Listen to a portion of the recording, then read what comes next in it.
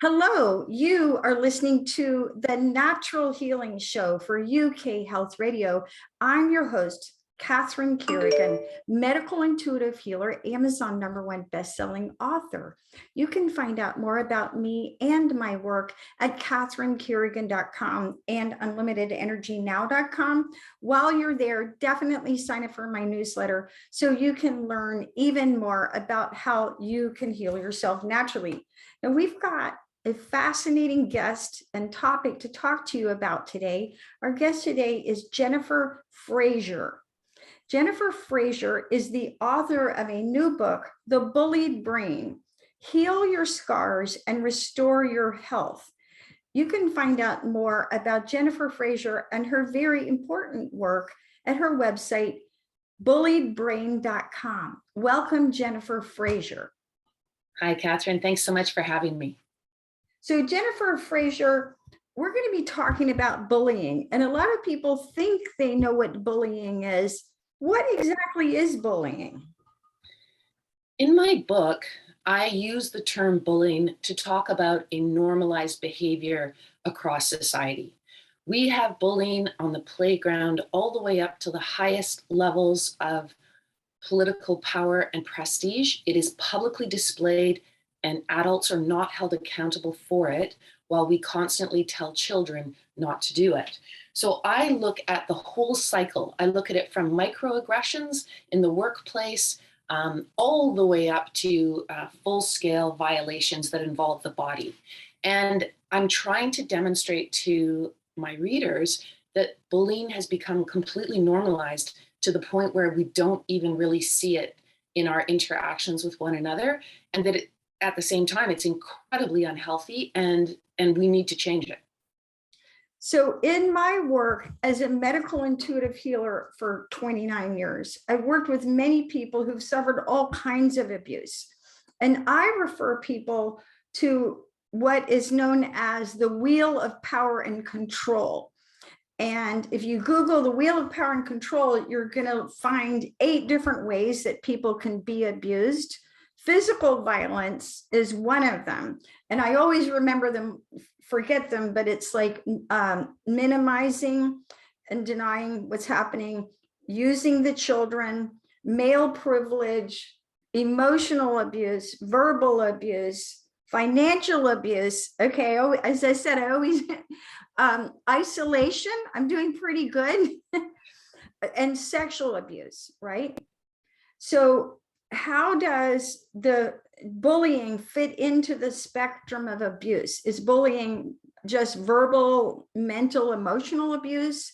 Or how would you describe bullying as an expert on bullying?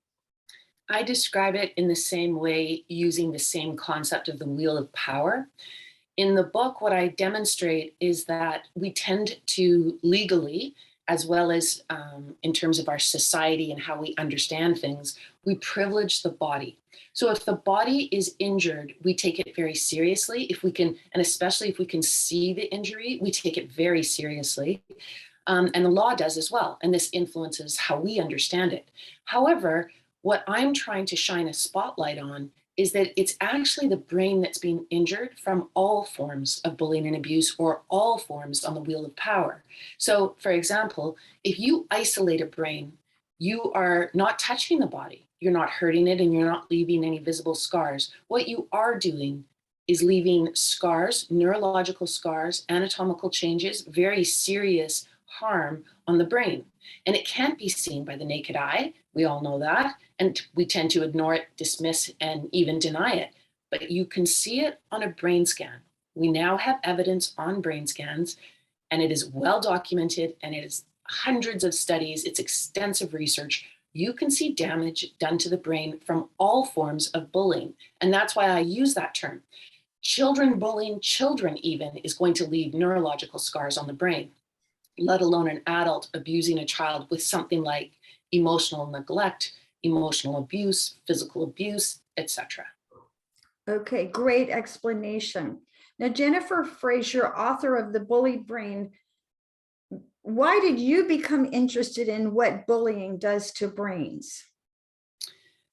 I was working in a school and I was teaching, And I started to hear first from parents, and then I started to hear directly from students that they were being bullied.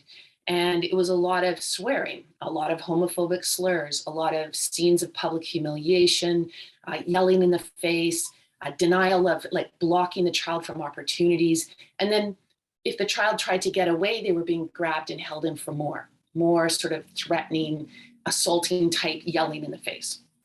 And what really startled me and set me down this path is that it wasn't students who were doing these behaviors, it was teachers, it was my colleagues. And the school, the administrators at the school and the board tried to say, oh, this isn't a big deal. It's not going to hurt anybody. I mean, it's just an old school type of behavior. And I'm a researcher, I'm a trained academic, and I don't tend to go with what people believe or their opinions. My default is to go to the research. And so I went and did a deep dive into things like you study all the time. I looked at psychiatry, I looked at psychology, and then I hit the neuroscience. And once I discovered what the brain scientists knew about all forms of bullying and abuse, including those that don't damage the body, I was completely shook to the core. And I really feel strongly that this is some of the most important information, and it's not reaching us. It doesn't leave the laboratories and go into the schools. It's not reaching parents. It's not reaching teachers. We don't know. And so we repeat these kinds of destructive behaviors, and our society is rife with bullying, and it's extremely unhealthy.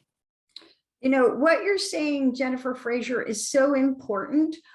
Yesterday, I was doing healing work with a client who has chronic fatigue, and she has literally gone all over the world trying to get better. And she's done a great job on the physical aspects of getting better. She eats well, she takes great supplements, she's detoxed, she's dealing the physical extremely well. But what hasn't been addressed is the fact that when she was younger, she was raped. And when I was doing healing work with her yesterday, I found shock in her body that happened literally 24 years ago. And so what we don't really fully appreciate is, as you said, if there's a physical injury, like, oh, I broke my arm 24 years ago, then there may be some kind of record of that may be affecting our physiology.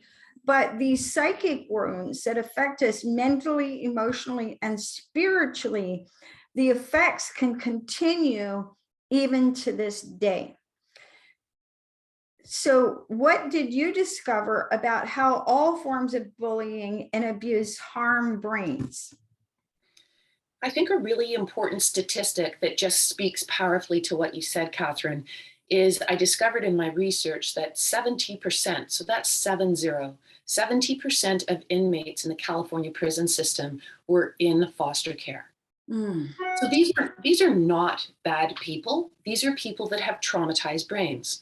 They've been physically, spiritually, emotionally shocked and traumatized, and they don't know how to recover, and they don't know how to get off this wheel of power whereby they are constantly in this state of trauma. And the reason being, the trauma, as you say, is in their brains, and they can't see their brains. And our society doesn't teach us anything about our brains. The vast majority of us know nothing about our brains, even though they're the absolute command center of our identity, our feelings, our thoughts, and our behaviors. So this is why I'm working double time to try and get this information into the hands of readers.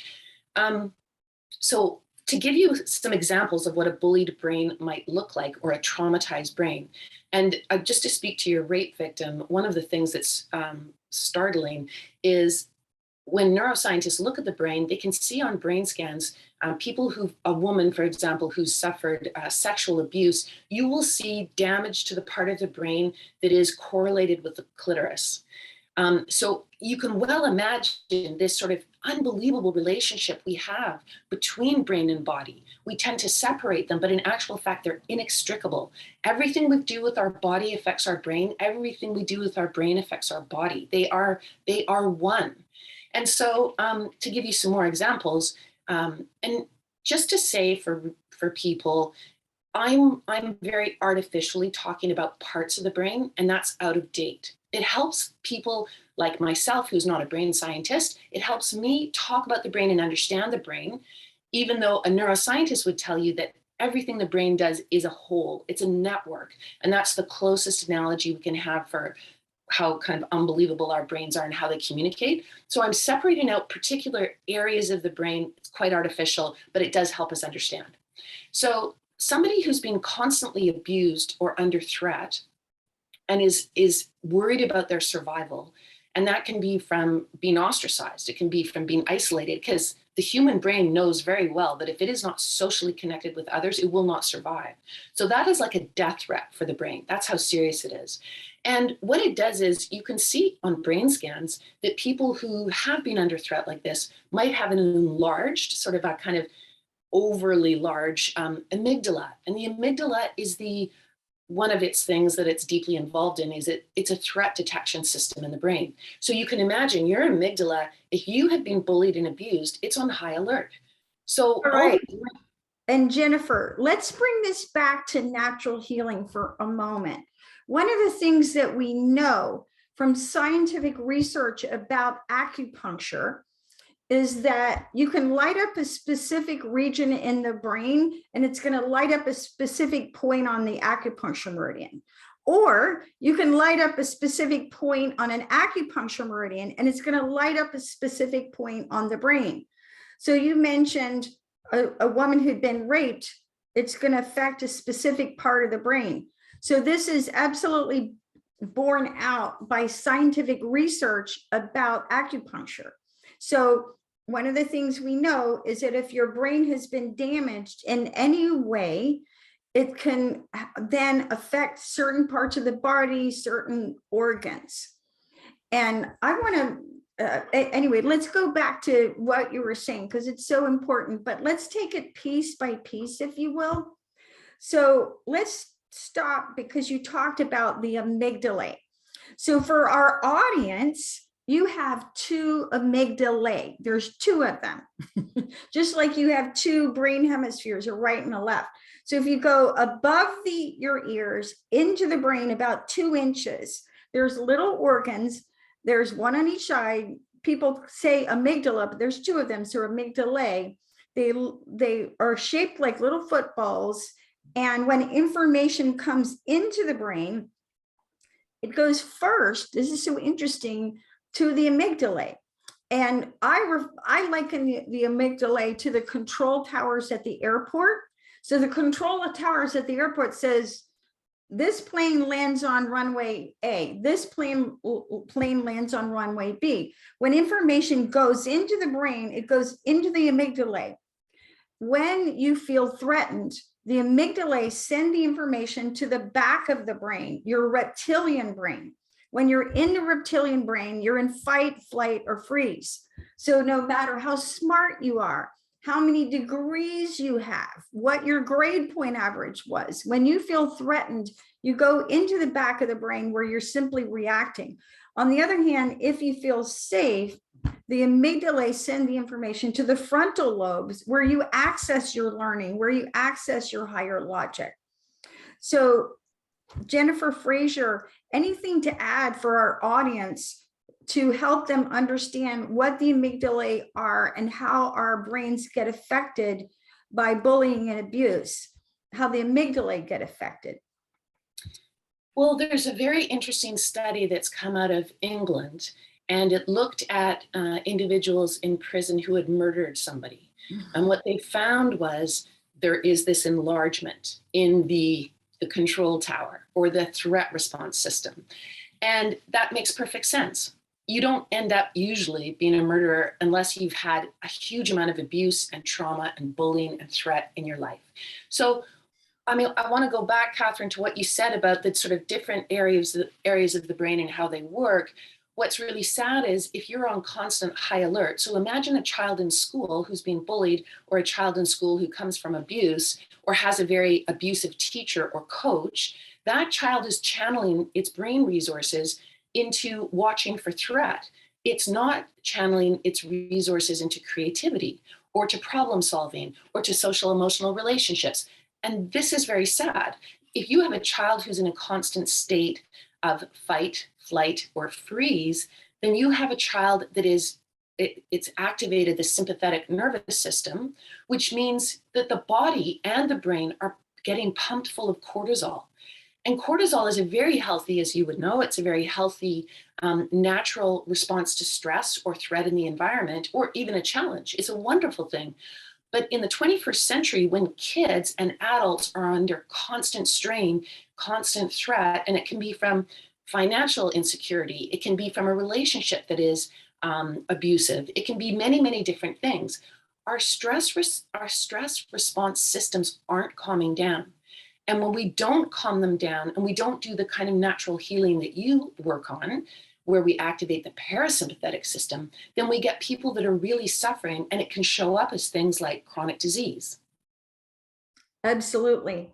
Now, what is the hippocampus of our brain, and how does bullying affect our hippocampus?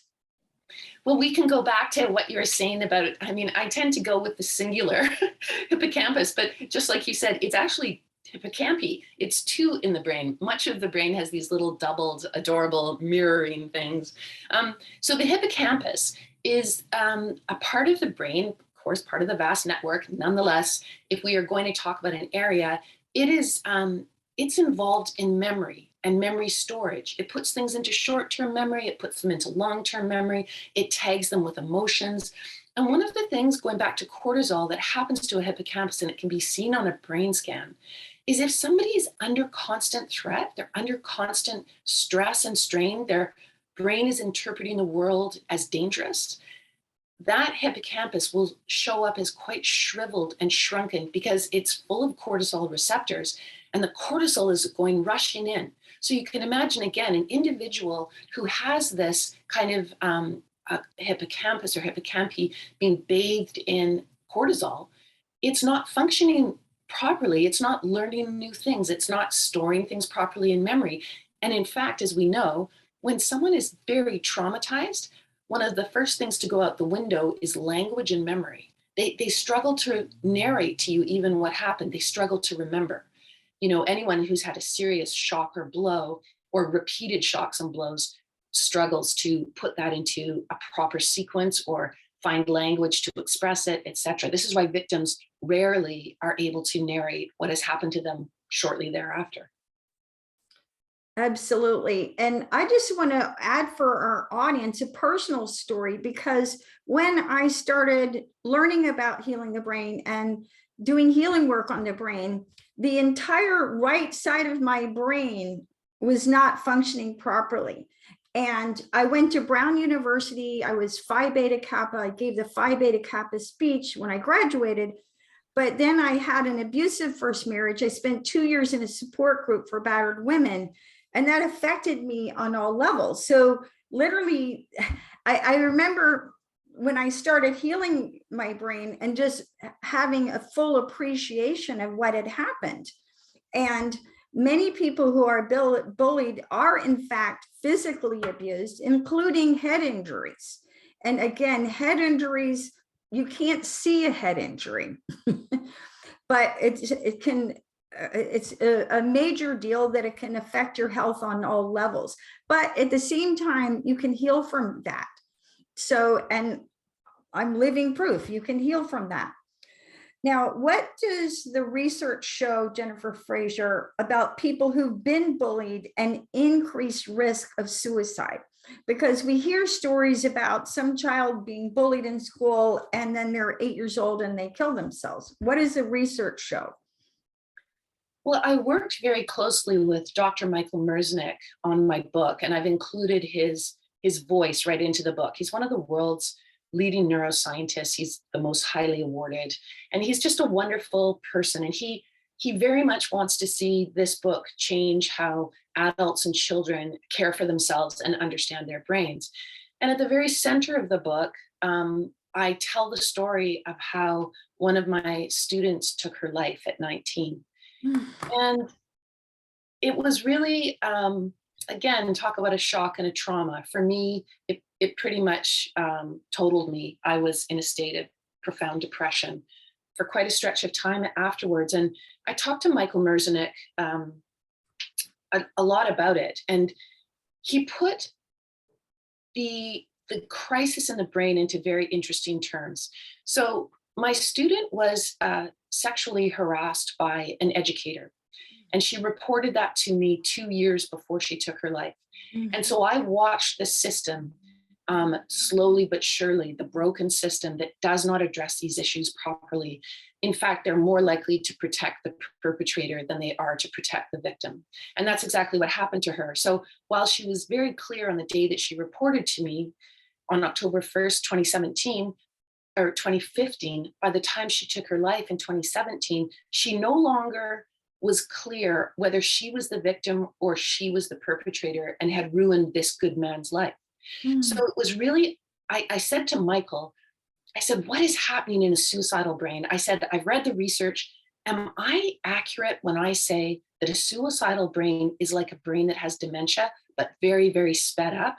And he said, absolutely. He said, the brain can't answer the question.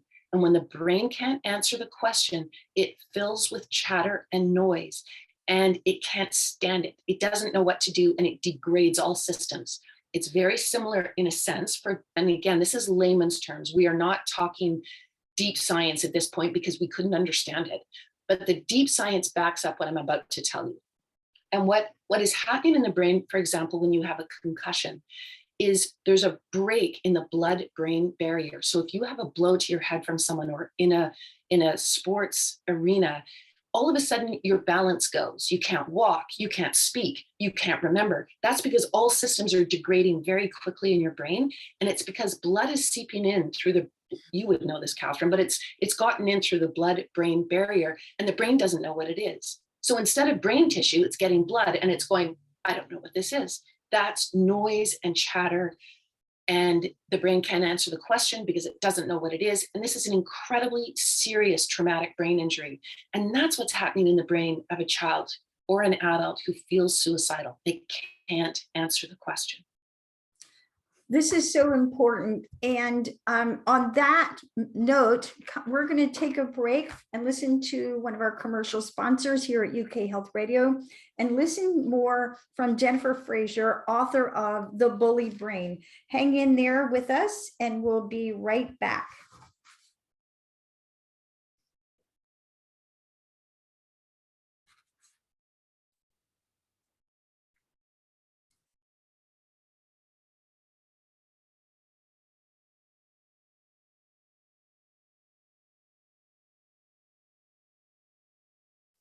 So Jennifer Fraser, author of The Bullied Brain, one of the best things that I've ever read about abuse and how it affects a person psychologically is that, and if you're listening to this broadcast and you have been bullied and abused, please listen carefully to what I'm about to say. So when a person's been bullied or been abused, it's easier for the psyche sometimes to go inside and decide, well, if I'm being bullied and I'm being abused, there must be something wrong with me. And it's easier frequently for the psyche to do that than to say, there is something wrong with my teacher, or there's something wrong with my mom or my dad. Like, they're not okay. Because people who bully others are not okay. And people who abuse others are not okay.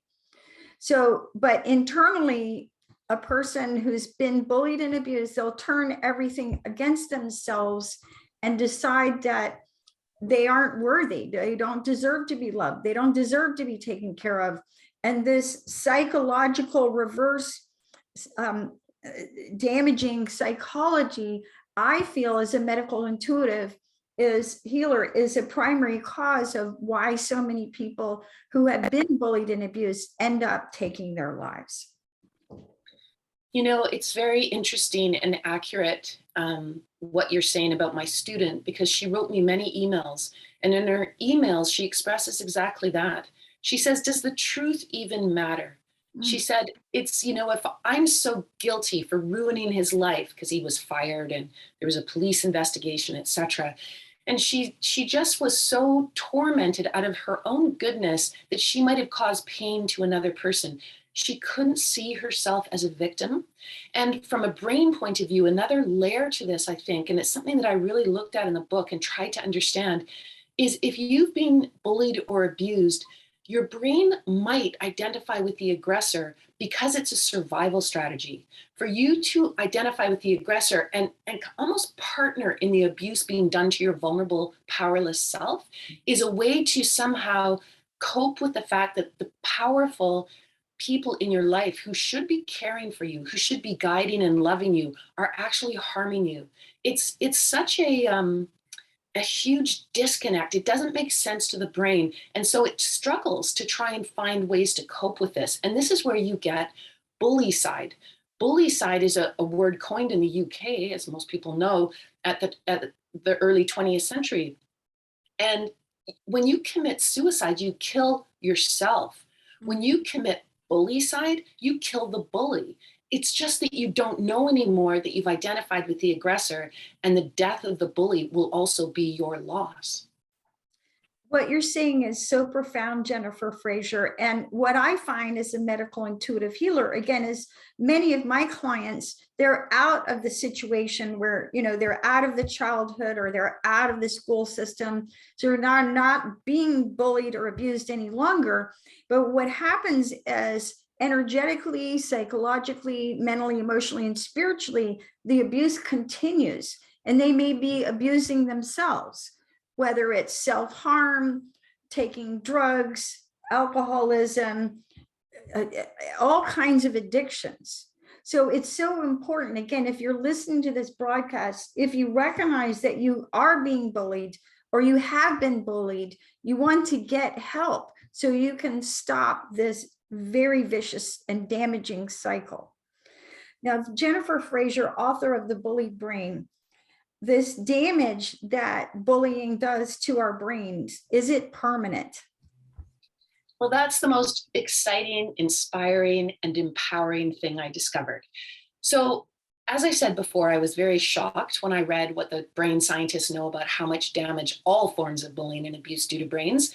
And then I said to myself, well, these brilliant scientific minds, they must know a way to remedy the harm done. And lo and behold, they do. There are many things you can do in order to heal and repair a bullied brain, what I call a bullied brain, which is an abused brain, a traumatized brain, a bullied brain.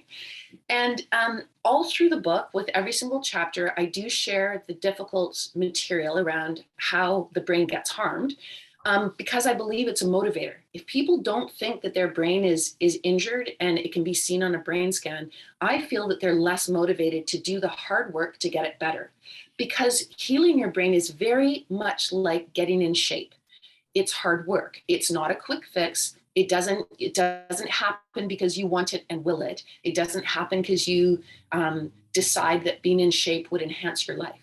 You have to get up off the couch. You have to have activation energy, namely, you have to believe in yourself. You have to believe that in 3 months and 6 months and a year, that sky is the limit for your body, because you can get it into amazing shape by one step at a time, very slowly, putting in the deliberate practice to stretching and jogging or yoga or martial arts or sports. Whatever your fitness is, aerobic fitness is critically important to get in shape. Well, it's the same with the brain. First of all, this is step one of the many steps in the book that I'll share with you. Aerobic fitness is incredibly healthy for brains that have been hurt. So if it not only does aerobic exercise prevent the harm of stress on the brain, it also heals the harm done by stress in the brain. So you want to get your hippocampi back up and running and plush and healthy and get rid of the cortisol. Well, then when you do aerobic exercise, you're putting BDNF into your brain. And that stands for brain-derived neurotropic factor, which doesn't matter. Just remember BDNF, and it's like a fertilizer. It's the most incredible transformer in your brain for health and well-being, and you get it from aerobic exercise. All right, now with that, let's take another break and listen to a message from one of our commercial sponsors here at UK Health Radio, and we're going to be right back with Jennifer Fraser, author of The Bullied Brain.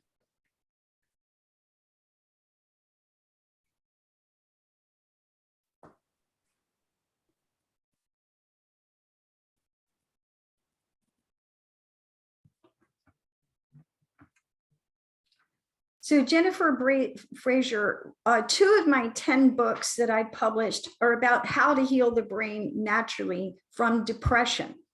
And one of the things that we know, just like we talked about, when you have been bullied or abused, you're at increased risk of suicide. And when you've been bullied and abused, you're at increased risk for anxiety and depression. And part of that is you're in a nutshell, your nervous system gets stuck in that sympathetic nervous system overdrive. You're stuck in the stress. You may want to get out of the stress, but you're unable to. So when you're stuck in PTSD, you're stuck in shock, you're stuck in these syndromes, and it literally affects your brain and your nervous system, that sets you up for depression and anxiety. And from my 29 years of experience in natural healing, what I find is that when a person is stuck in depression and anxiety, their brain hemispheres are desynchronized. So what do I mean by that? So you have a brain. Inside your brain, you have a left and right hemisphere. And when you're stuck in the stress, when you're stuck in survival mode, your right brain may be operating and your left brain may be 25 to 30% shut down, okay?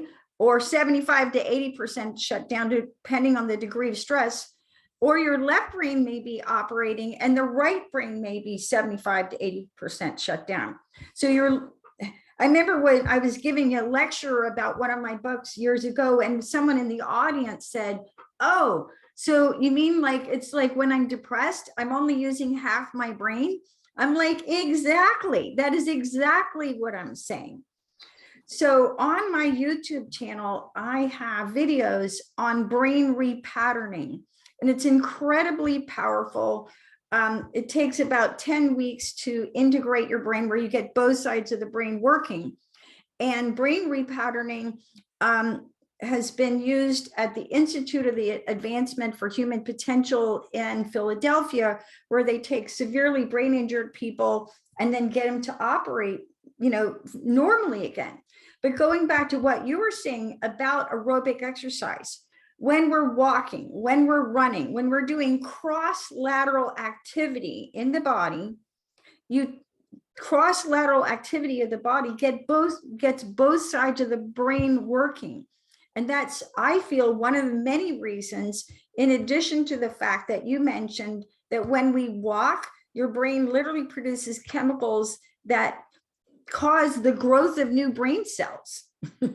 So you're literally regenerating your brain when you're going for a walk. I want to add, Catherine, to that something that's so interesting to me that I found in the research, which was that people who've been abused, and this can be emotionally abused as well, it doesn't have to be physical. One of the things they see is that the myelin has been eroded on their corpus callosum. And so just to unpack that for a second, as you know, myelin is a fatty insulator that helps electrical messaging. Yes, and Jennifer Fraser's having some. The corpus callosum is a sort of a tightly, it's a group of fibers that connect the left and the right hemisphere. So it's the key place where the communication is happening between the two hemispheres. And if it has eroded myelin, then the communication is struggling. It's not clear, it's not accurate, and it's not fast. And so this is just further support for the key point that you were making in the neuroscience research. It completely backs that whole concept of this miscommunication or this inability to fully connect the two hemispheres. Right. And when you're only using one side of your brain, life is very stressful. It's harder to do everything that you do. And so going back to what you were saying about the myelin sheath, my way of understanding it and my way of explaining it, it's kind of like if you're paving a road, the myelin is kind of like the hard top. And whenever you learn something, you create new neurological connections. And the scientific research shows that someone riding a bicycle has more brain activity than someone watching an educational video. And there's research out of Duke University that they took 3 groups of people who were depressed. One group they gave them antidepressants. Another group, they had them do aerobic exercise and antidepressants. And a third group, they just had only do aerobic exercise. Short term, the groups that did the antidepressants and the exercise did as well as the exercise group. Long-term recovery from depression shows that exercise alone is more effective for healing depression than antidepressants alone or antidepressants and drugs. What does your research show about brain recovery from bullying? Well, it's exactly just as you said. And you now, for psychiatrists and psychologists, when they open up their manual that tells them different drugs that are effective or different remedies that are effective for various. Yes, and Jennifer, it's pretty new, but you now find aerobic exercise, not a drug. I mean, they do have the drugs, but they also have aerobic exercise. And one of the ways that one of the areas I've been working on is the idea that, and I write about this a lot in the book, when you have depression, and this is what I'm trying to do with many of the activation steps in the book, when you have something like depression, just as you were saying, Catherine, it's like a miscommunication between the body and the brain. So the body, by hunching down, by not moving, by staying small, by struggling to get out of bed, that is telling the brain that there's a great deal of danger and that it's trying to not use too many resources because there's huge scarcity. So the brain and the body are not communicating properly. And this is what I do throughout the book. Is my goal is to have the readers by the end really align their mind and their brain and their body. So the body can use aerobic exercise to communicate to the brain, hey, we're strong, we're happy, we're moving, we're active, we're not trapped, there isn't scarcity, it's all good. Trust me, brain, we're in great shape. And then the brain starts to reawaken, just as you say, both sides. Another way in which you can really help your brain get better is use mindfulness in a very targeted way. So when you breathe slowly and purposefully and you close your eyes, and there's a great deal of brain research behind this, as you would know, you're telling your brain that you're safe. You're saying there isn't a predator and there's no danger and there's no threat, or you would never be able to just sit there, close your eyes and breathe slowly. So your brain starts to do different things. It starts to channel energy into creativity, problem solving, learning new things, putting things into the memory in a healthy way because it's not under threat. And so this is why mindfulness is remarkably adept at doing repair work to brains that have been traumatized. And in my book, I have my reader really do a lot of work around seeing their brain, visualizing their brain, communicating with their brain, and letting their brain understand that it's actually the mind that's in charge of survival. And so a mind that has been traumatized multiple times might be predicting danger in the future, but the mind has to learn not to do that. It has to predict more accurately based on what is actually happening and not on the past. Great information. Now, one of my 10 books, my 9th book actually is called The Little Book of Breath Work. And the simplest way, what I teach everybody is the simplest way to tell whether or not you're stressed in any moment is by whether or not you're breathing into your belly. When you're breathing into your belly, you're in the parasympathetic nervous system. So we talked about people who've been bullied and abused. Their nervous system is basically stuck. They're stuck in the stress. They want to get out of it and they can't stay out of it. And psychotherapy obviously has its place, but when we stay stuck in the story, you're stuck in the stress. And when you do breath work, my book, The Little Book of Breath Work, it has a routine that I call 8 minutes of inner peace. It can cut your anxiety at least by half in 8 minutes. So you get out of the story, you move the energy, and you switch over your nervous system out of the stress into the parasympathetic nervous system, where you stay strong and where you stay calm. So Jennifer Fraser, any additional tips for our audience about natural healing remedies for the brain of someone who's been abused or bullied? Yeah, so one of the other techniques people can use, and I write about this in the book, is you can use very directed brain training. And Dr. Michael Merzenich and his colleagues, they've designed an online gamified brain training program. It's been researched independently by hundreds of other neuroscientists like Johns Hopkins University and UCLA. And it shows that people who they go to the brain gym, they do brain fitness, they have much healthier brains, which isn't very surprising. And if you've been traumatized or abused, I just want to give you a bit of a warning. It can be very difficult to do the brain training. It's hard work. It's hard to concentrate. It's hard to do the peripheral vision exercise. It's hard to do the social emotional, and you have to give yourself a break. So in the book, I talk a lot about how people who've been bullied and abused, and it goes back to something you said earlier, Catherine, they develop what I refer to as a mind bully. They internalize the aggressor and they believe that the fault lies with them, and they just keep beating themselves up in a variety of ways, like through substance abuse or self-harm or very destructive relationships, etc. So you got to give yourself a break. If you try out the brain training and it's hard to do and you can't put in half an hour every single day, that's okay. It's like when you're starting to get in shape, you can't jog or you can't run around a soccer field for half an hour. You have to start small. But this brain training program is really exciting. They developed it for Alzheimer's patients and dementia patients, people that were at risk of, their body was getting older and older, but their brains were not being kept in shape. And so this is how and why they designed it. But then one day they got a telephone call, and it was Tom Brady, the quarterback. He's one of the world's most famous quarterbacks, the most talented. And he's really famous because he's 45 and he's competing with 22-year-old brains, and he's outperforming them. So the trainer called up and said to the neuroscientist, "You do know that Tom Brady does your brain training every day." And they didn't know. So that was very exciting. So Jennifer Fraser, for our audience who's listening, where on the internet can we find this brain training information?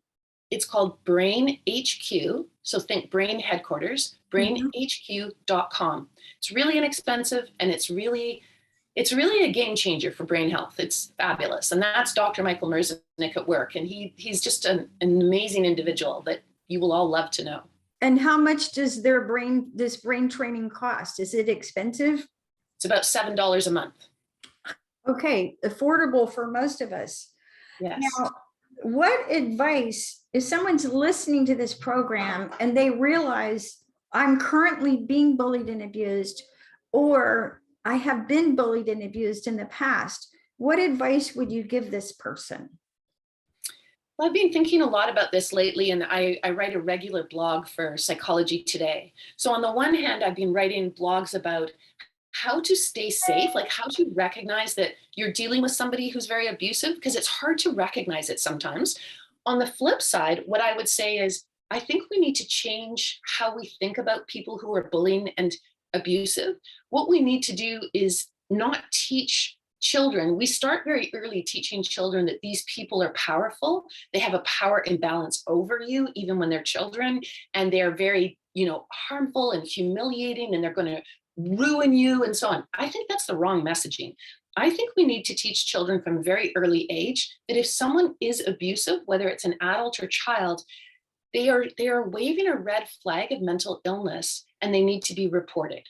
They need to be reported to authorities. They need to be reported to doctors. They need to be reported to teachers and coaches and other parents, because as soon as someone behaves that way, they're mentally ill and they're showing it. And we should not be treating them as if they are these incredibly powerful predators. That's a social failure on our part. We need to teach that these people are in crisis. They're very destructive. It's very infectious what they're doing, and they must be stopped. And if we changed our system so that that's how we handled bullying and abuse, and that's what we taught children, I think we'd live in a very different world. Now, if a parent is listening to this broadcast and they realize their child is being bullied and abused, what advice would you give to that parent?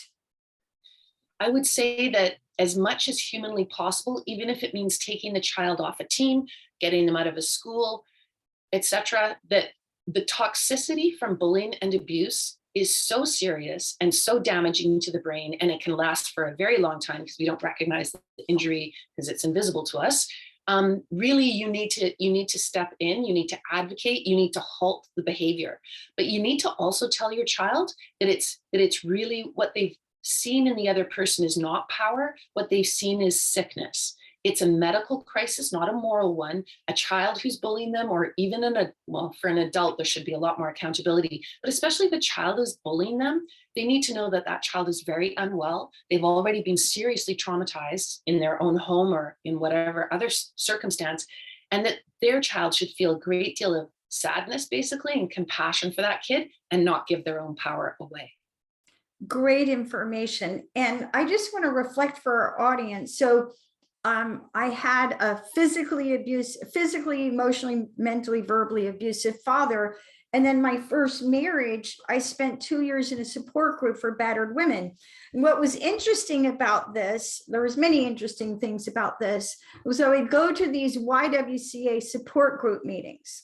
And again, I went to an Ivy League college. I was Phi Beta Kappa, and every meeting we would start with the wheel of power and control. And someone would draw a circle on a whiteboard, and those of us in the audience would have to remember all the different ways that you can be abused.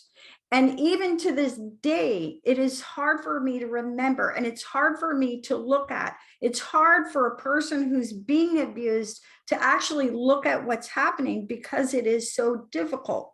So if you are being abused and bullied, please get help. And part of it is to, as you say, to recognize the abuse, to recognize the bullying, and to then find your own power so you can get out of it. And realize that, and again, I did another podcast for the UK Health Radio. My most powerful, most favorite, the most favorite show that I've done so far is Why Narcissists Can't Be Healed. And if you are in a situation, if you're in a relationship where you are being abused and bullied, realize that you can't heal that. You can't stop a bully from being a bully. You can't stop an abuser from being an abuser. The only thing you can do is to get out of it. And you will not be able to heal until you are out of the abusive situation. So Jennifer Fraser, any comments on that, on how critical it is for a person being bullied and abused to get out of that situation?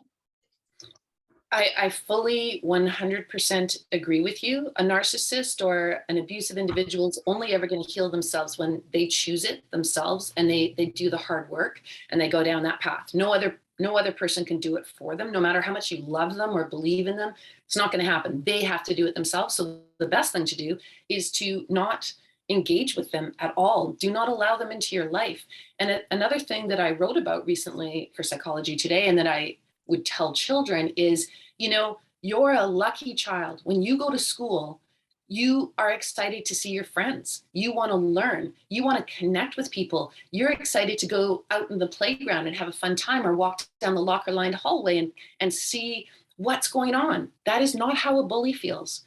A bully goes to school looking for a target because they're an incomplete person. They are so empty that they have to find someone else. They are so codependent that they don't exist without a victim and bystanders. They have to display their power, and they don't have any power if they need others to display it. So again, I really think we need to change the narrative with how we talk to children and teenagers and even adults about what bullying really is. It's mental illness. Great information. So Jennifer Fraser, we want to end this discussion of a very difficult subject on a positive note. Any final thoughts for our audience about how they can heal from having a brain that's been bullied? Yeah, I mean, the title of the book is The Bullied Brain, but the subtitle is the key: Heal Your Scars and Restore Your Health.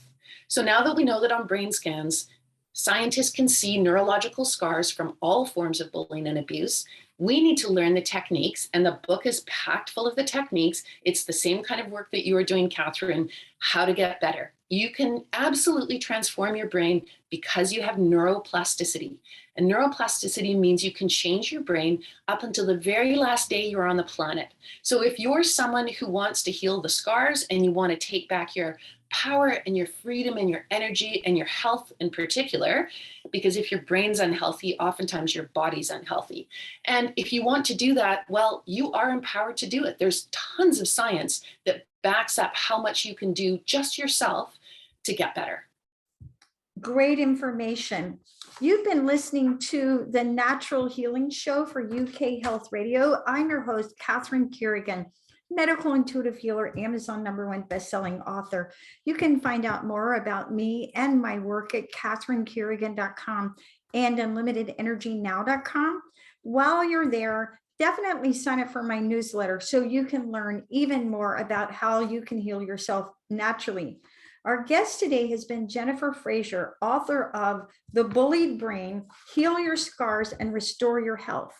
You can find out more about Jennifer Fraser and her wonderful work at her website, bulliedbrain.com.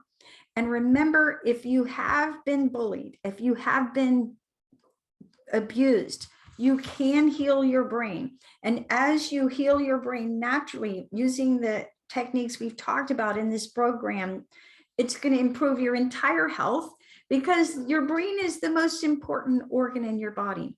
And as you heal your brain, you heal yourself naturally. Thank you so much for listening, and we'll see you next time.